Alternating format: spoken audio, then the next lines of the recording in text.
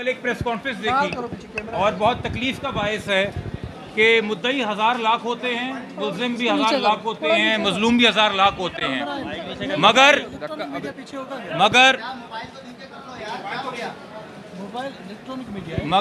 मगर जजेस का नाम लेके उनकी किरदार कुशी करना, लोअर जुडिशरी के ऊपर प्राइस टैक्स लगवा की बात करना, सीनियर अदलिया के जजेस जो हैं उनका नाम लेके उनकी किरदार कुशी करना, सिंध की पूरी जुडिशरी को मलाइन करना, एक सूबे की पूरी जुडिशरी को मलाइन करना।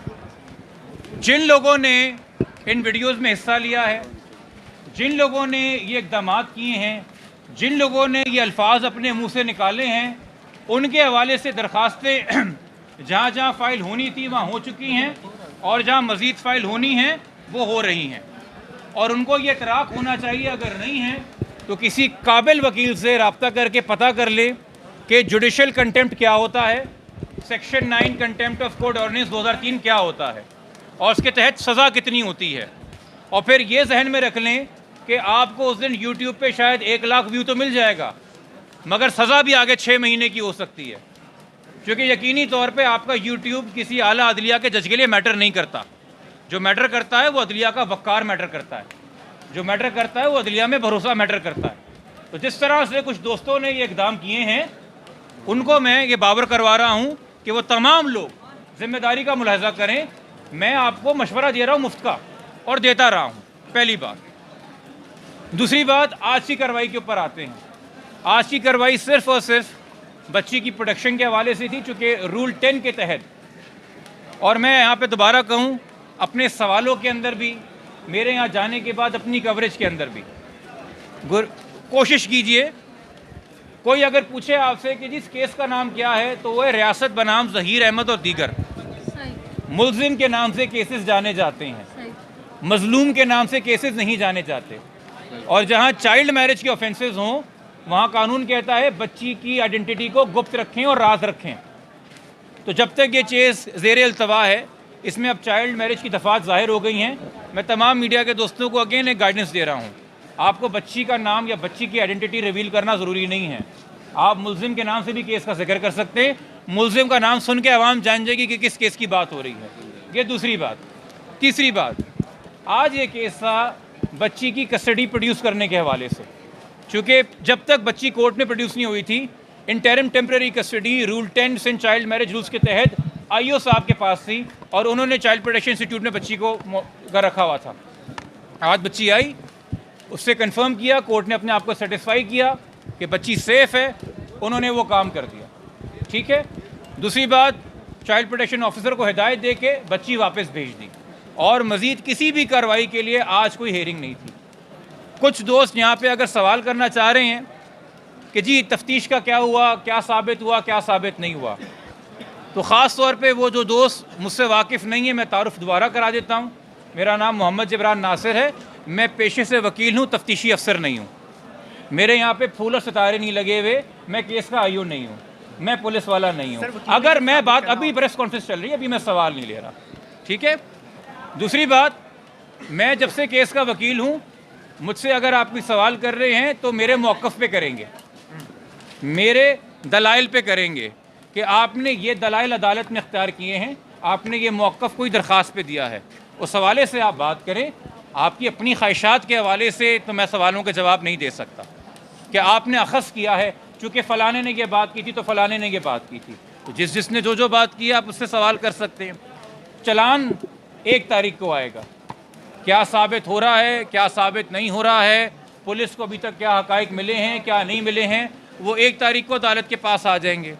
मेरे ख़्याल में मीडिया से छुपा नहीं है कि इस केस के तफ्तीशी अफसर कौन है। तफ्तीश के हवाले से सवाल करना है, हम उनको प्लीज़ रास्ता दिखाएं। और अगर कोई शहर के रास्तों से नावाकिफ़ हो तो यहाँ के मकामी जो हज़रात हैं, चूँकि ये भी आप लोगों के इल्म में है, जो यहाँ पे रेगुलर हेयरिंग कराची में अटेंड करते रहे हैं, हाथ उठा के बता दीजिए, हाथ उठा के बता दीजिए। अगर मैंने हर प्रेस कॉन्फ्रेंस में नहीं कहा कि मुझसे सवाल क्यों कर रहे हैं, सवालात पुलिस से जाके करें, IG साहब से जाके करें, DIG साहब से जाके करें, SSP साहब से जाके करें। मैं तो जो दलाइल है वो देने आता हूँ, जो मुकदमा रखती है पुलिस इन्वेस्टिगेशन का वो देने आता हूँ। तो मैं तो रोज़े अव्वल से कह रहा हूँ, मैंने तो किसी दिन नहीं कहा कि तमाम चीज़ों की जवाबदारी मेरी होगी। पुलिस के सब मामला पुलिस से पूछिए, मुझसे ये पूछिए कि सर आपने कोई दरख्वास्त दी है तो कानून इस बारे में क्या कहता है, आपने ये मौक़िफ़ क्यों इख्तियार किया, उतनी ही बात करें तो बेहतर है। हमारा एक वर्किंग रिलेशनशिप है, सही है, और मेरा तो 7-8 साल से रहा है, पहले बतौर एक्टिविस्ट अब बतौर वकील रहा है। तो हम यकीनी तौर पे सहाफ़ियों का भी ख्याल करते हैं। कभी सहाफ़ियों से अगर कोई तल्ख़ कलामी हो जाती है तो ये भी रिकॉर्ड का हिस्सा है कि मैं बरमला सबके सामने खड़े होकर माज़रत भी करता हूँ। वो भी आप लोगों ने मेरी माज़रतें नशर की हुई हैं, ये आप लोगों के सामने रिकॉर्ड की बात है। चाहे सबका नहीं, किसी एक की दिल आज़ारी हुई हो, मैंने सबसे माज़रत की है। तो इसी तरीके से आप वकला का भी ख्याल कीजिए, वकला के वाले से भी बात कीजिए।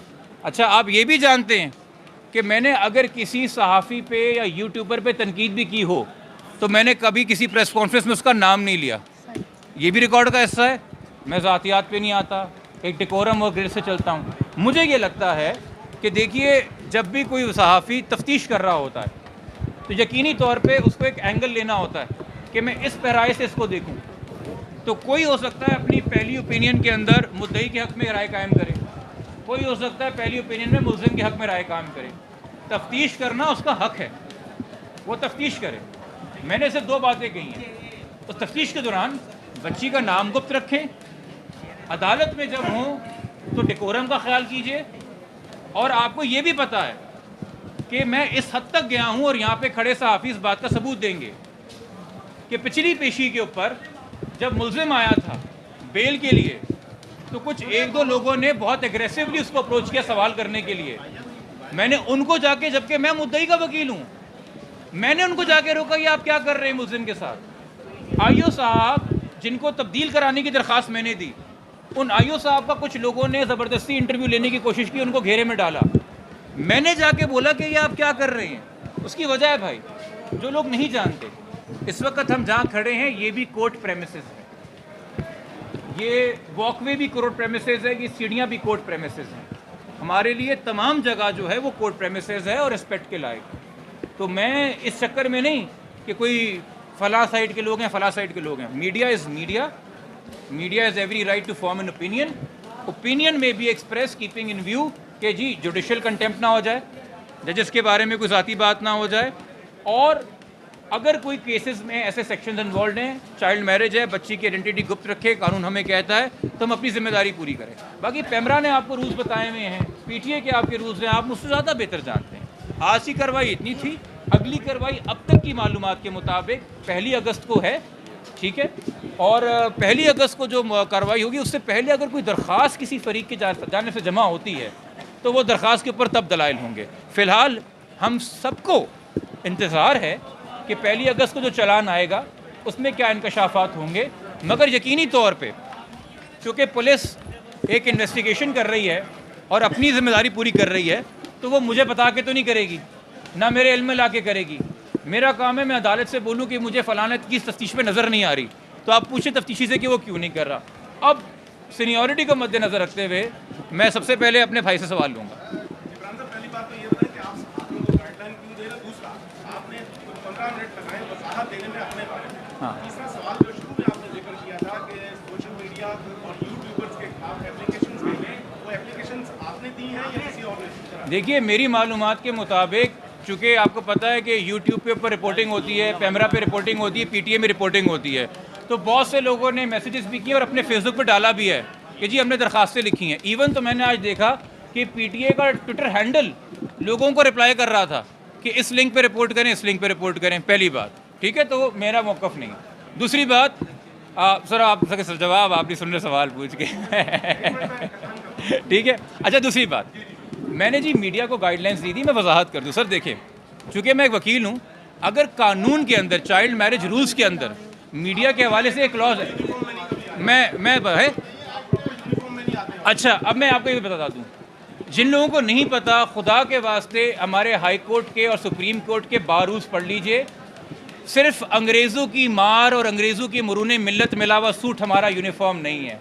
मेरे मुल्क की अपनी एक सकाफ़त है। हाई कोर्ट में शेरवानी ऑफिशियल यूनिफॉर्म है, हाई कोर्ट में शेरवानी ऑफिशियल यूनिफॉर्म है। मैं हाई कोर्ट में शेरवानी में पेश होता हूँ। और सिटी कोर्ट में शलवार कमीज़ काली वास्केट के साथ ऑफिशियल यूनिफॉर्म है। अब मुझे ये तहमत ना दें कि मैं माय लॉर्ड करते करते अंग्रेज़ों का यूनिफॉर्म क्यों नहीं पहन रहा, तो हमारे मुल्क की सकाफत है। ठीक है, अच्छा सही है। अच्छा, दूसरी बात मेरे भाई, असिस्ट करना, कोई अगर कानून पास हो गया है, कोई अगर रूल पास हो गया है और उसका इतलाक मीडिया पे होता है, मैं तो गुड फेथ में शेयर कर रहा हूँ, मैं डिक्टेट तो नहीं कर रहा। वो तो पैमरा का और पीटीए का काम है भाई। अगर आपको मेरी राय बुरी लगी, मैं उस पर करता हूँ। ठीक है, अच्छा दूसरी बात वजाहत के हवाले से ये है भाई कि चूँकि जो भी सवाल वगैरह हों, मैं इस केस में ये मत समझा जाए कि फ़लाने ने ये बात की तो उसका जवाब मैं फ़लाने से ले लूँ।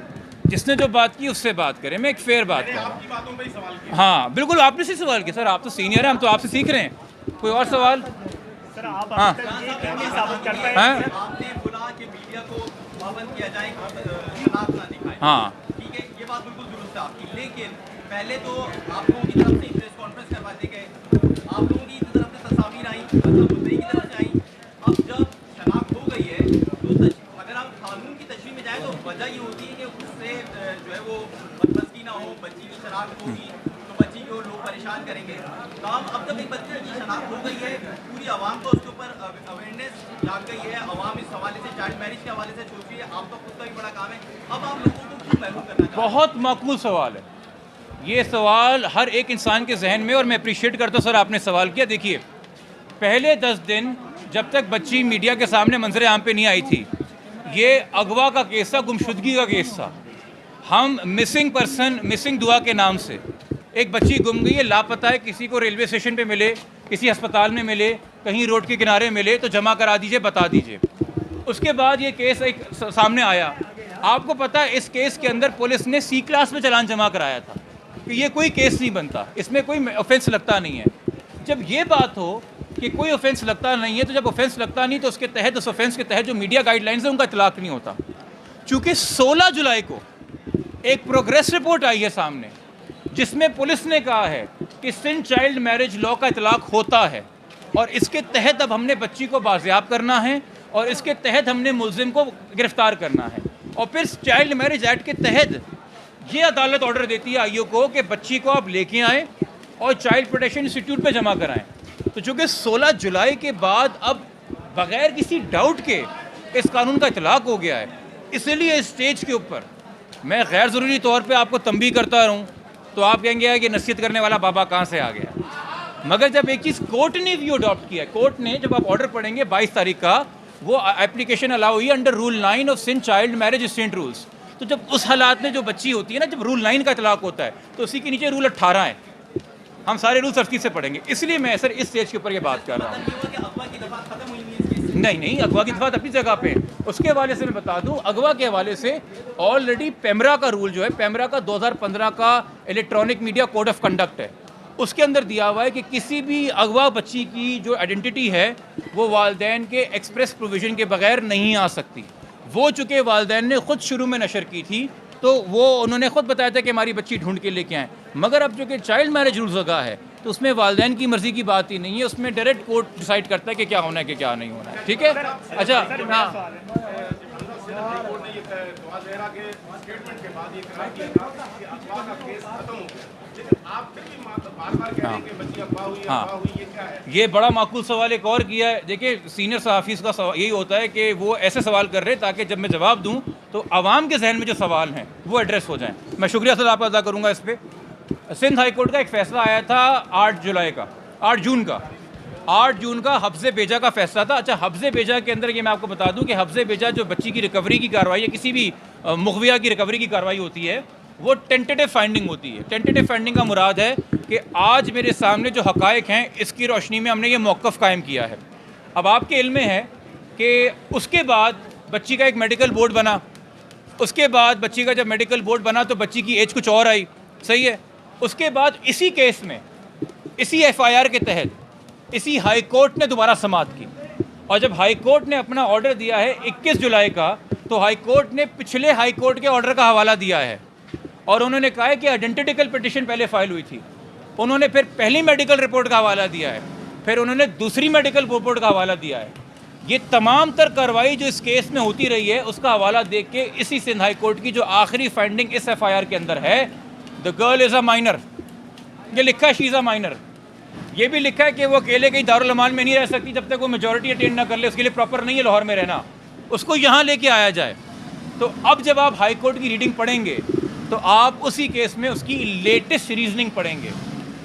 दो जजेस ऑफ हाई कोर्ट के फैसले को, दो जजेस ऑफ हाई कोर्ट के फैसले ने रिकन्सिडर करके चेंज फैक्ट्स में मेडिकल बोर्ड आ गया, मजीद चीज़ें हो गई, इंकशाफ हो गए, एक नया फैसला दिया है।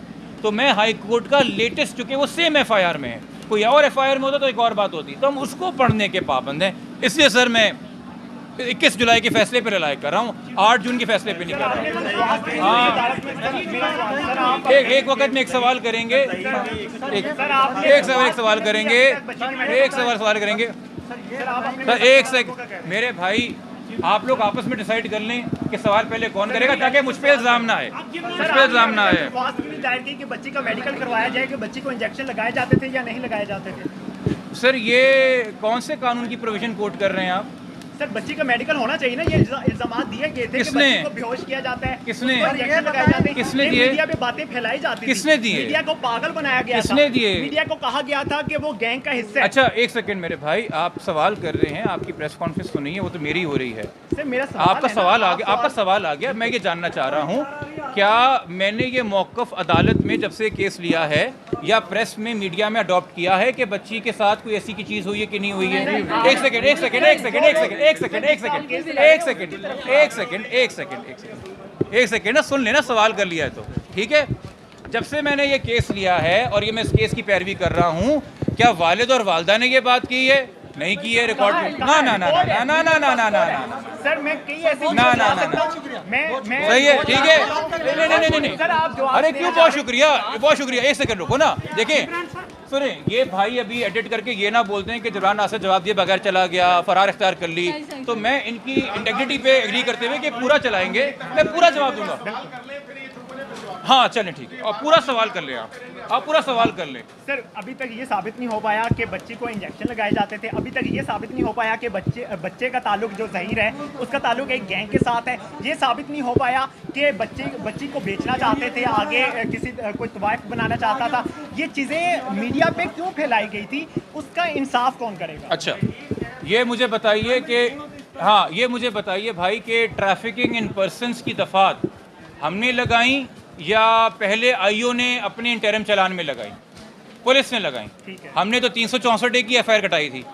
पुलिस ने सिंध पुलिस ने इंटरम चलान के अंदर ट्रैफिकिंग इन पर्सनस लगाई।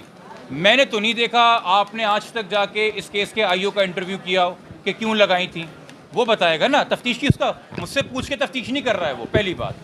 दूसरी बात, ये आप जानते हैं कि भाई 10 डॉक्टरों का मेडिकल बोर्ड हुआ बच्ची की एज डिटर्मिनेशन करने के लिए, पहली बात। दूसरी बात, हमने जो अदालत में मौक़िफ़ अख्तियार किया हुआ है वो है वरगलाना, डर, खौफ, ठीक है। खुदा के वास्ते भाई, किसी भी रैंडम आदमी का कोई भी रैंडम तबसरा पढ़ के वो अगर आपकी दिल आज़ारी कर रहा है तो उसका कसूर मुझे मत दीजिए। आपको जिन पे गुस्सा है आप उन पे जाके गुस्सा निकालिए। आपको जो चलता हुआ शरीफ आदमी मिल गया है जो आपको इंटरव्यू देने के लिए तैयार है, आप कह रहे हैं नहीं दुनिया का सारा बदला तुमसे लूँगा आज मैं जिब्रान, ये तो भाई प्यारे भाई मेरे बात ना करो ना, इंसाफ वाली बात करो। आप मुझसे 1000 सवाल करोगे, मेरे मुंह से निकली हुई बात पे जितने सवाल करोगे। भाई ये एक चाइल्ड मैरिज केस है, मिसिंग पर्सनस केस हों, फ्यूडल लॉर्ड्स के केस हों, मर्डर के केसेस हों। हमारे इस सूबे का आईजी अगवा हुआ था, इल्ज़ाम लगा था सासेदारों पे, उसकी पिटिशन भी मेरे नाम से सुप्रीम कोर्ट में आज तक ज़ेर-ए-इल्तवा पड़ी हुई है। तो मैं सवालों से भागने वाला तो कोई आदमी नहीं हूँ। ये कराची के शहरी दोस्त जानते हैं कि किन किन केसेस में इन्वॉल्व रहे, मगर माकूल बात आप करेंगे, आप मुझे अकाउंटेबल होल्ड करेंगे कि सर आपकी तहरीर में, आपके दलाइल में, आपकी दरख्वास्त में ये चीज़ अदालत में आई है। आप बताएं, अवाम तो बहुत से तबसरे कर रही है, अवाम तो पता नहीं क्या कुछ कह रही है। और जब मैं मीडिया से कह रहा हूँ कि नाम गुप्त रखें, तो मैंने आपकी तरफ या इनकी तरफ इशारा नहीं किया। मैं तमाम मीडिया से कह रहा हूँ, मैं तमाम मीडिया से दरख्वास्त कर रहा हूँ कि खुदा के वास्ते इस केस की हसासियत को समझिए। आप इस केस में जो रोल, और फिर एक और चीज़ मैं देखता हूँ, एक और चीज़ मैं क्या देखता हूँ कि भाई जब तक मेरा इल्म है, कुल वालिद की 2 प्रेस कॉन्फ्रेंस मेरे साथ हैं जब से मैं इस केस में आया हूँ। उसके अलावा वालिद की कोई प्रेस कॉन्फ्रेंस नहीं है। एक खातून वालदा के घर में जाके उन्होंने वालदा का इंटरव्यू कुछ लिया है, उससे भी मैंने वालदा को समझा दिया कि भाई आप ये प्लीज़ ना करें, चूँकि हमारा खुद अब अदालत में पहलू है कि मीडिया से इस केस के ऊपर बात ना हो, ठीक है। तो वालदैन का हो, मेरे ख्याल में तो उन्होंने नहीं लिया है मेरा इंटरव्यू, किसी और का इंटरव्यू। अरे यार, इतने बड़े शख्सियत का आप नाम ले रहे हैं, उससे जाके इंटरव्यू करें, वो अवेलेबल नाम है ना। ये सारे सवाल मुझसे हो रहे हैं। अब ये मुझसे पूछेंगे कि हमजा शहबाज सीएम क्यों नहीं है, ये मुझसे पूछेंगे कि परवेज इलाही का क्या होगा। नहीं नहीं नहीं ना, ये जाती है। अच्छा सर, अब आपका सवाल आ अच्छा, जाए। ये है कि जब बच्ची जहाँ जा रही है, चाहे लाहौर गई चाहे सिंगापुर गई, उसने कहा मुझे किसी ने अगवा नहीं किया, आप 365 पे क्यों जोर दे रहे हैं? अच्छा सर, 365 तो अभी तक लगी नहीं, 364 लगी हुई है, ठीक है। अच्छा, ये ज़रा दिल पे हाथ रख के बताएंगे यहाँ पे किसने 361 पढ़ी है? किसी ने नहीं पढ़ी है। तो फिर जो मैं बोलूँगा मेरा जवाब मानेंगे ना। 361 कहता है लड़का 14 साल से कम, लड़की 16 साल से कम, अगर उनको कोई ज़बरदस्ती टेक अवे या इंटाइस अवे, यानी कि रजामंदी राज़ी करके ले जाए वालदैन की मर्जी के खिलाफ, तो वो किडनैपिंग है। कंसेंट 361 में गार्डियन की, वालदैन की है। 16 साल बच्ची कम हो, 14 साल लड़का कम हो, ले जाने के दो तरीके, ज़बरदस्ती या राज़ी करके। अगर एक बच्चा जा रहा है पार्क में दूर और मुझे कोई आके कहता है जबरान साहब वो आपकी बेटी कहाँ जा रही है 13 साल की, खुशी खुशी किसी के साथ, और मैं कहता हूँ हाँ वो मेरा जानने वाला है, वो आइसक्रीम दिलाने ले जा रहा है, तो वो किडनैपिंग नहीं है। मगर अगर कोई आगे कहता है वो आपकी बच्ची खुशी खुशी किसके साथ जा रही है, और मैं कहता हूँ अरे ये कौन है, कौन लेके जा रहा है, वो किडनैपिंग है।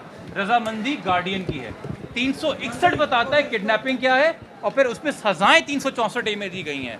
तो खुदारा थोड़ा सा अगर आप बेसिक कानून पढ़ लेंगे, ये तो मैं पहले जिनसे प्रेस कॉन्फ्रेंस बता रहा हूँ, तो ये सवाल मगर देखते नहीं, मैं आपको नहीं कह रहा, आपके तवज्जो से देखने वालों को कह रहा हूँ, क्योंकि ये सवाल यकीनी तौर पे मीडिया वही सवाल कर रहा है जो आवाम उठा रही है, ठीक है। मेरे भाई भी वो सवाल कर रहे हैं जो आवाम उठा रही है, बट आवाम को भी मैं बता रहा हूँ, मुझसे वो सवाल करें जो मेरे दलाइल मेरी तरफ। अच्छा, अब आपका सवाल हो गया, आपका सवाल हो गया, कोई और सवाल है यहाँ पे? भाई अकेले रहेंगे। अच्छा, ये मैं आपको बता दूँ, खुदा के अगेन ये कानून की सारी चीज़ें, ये आपके इल्म है कि 26/4 को जनाब मजिस्ट्रेट तस्वुर इकबाल साहब के पास दुआ का 164 हो चुका है। ये आपके इल्म में है, लाहौर में हो चुका है, ठीक है। अच्छा, आपके इल्म में है कि एक कानून आया है इन्वेस्टिगेशन एंड ट्रायल्स एक्ट 2021, ये है आपके इल्म में? नहीं है। 2021 का एक कानून आया है, दिसंबर 2021 में पास हुआ है, अब कानून का हिस्सा है investigation and trials act rape 2021। मगर उसमें जो सेक्शंस दिए हुए हैं वो सिर्फ रेप के नहीं है, उसमें लिस्ट ऑफ सेक्शंस दी हुई हैं कि किन किन विक्टिम्स के बयानात होने हैं, उसमें 364A भी है, और उसमें लिखा हुआ है कि जब इन सेक्शंस के विक्टिम्स होंगे उनका 164 होगा ओनली वंस। कितनी बार? Only once. सेक्शन 14 2021 का एक्ट, ओनली वंस। मैं घर बैठ के कानून नहीं बना रहा, सदर मेरे घर बैठ के ठप्पे नहीं लगा रहे, पार्लियामेंट मेरे ड्राइंग रूम में नहीं रहती। कुछ शिकायतें इस्लामाबाद लेके जाइए। बहुत शुक्रिया आप सबका।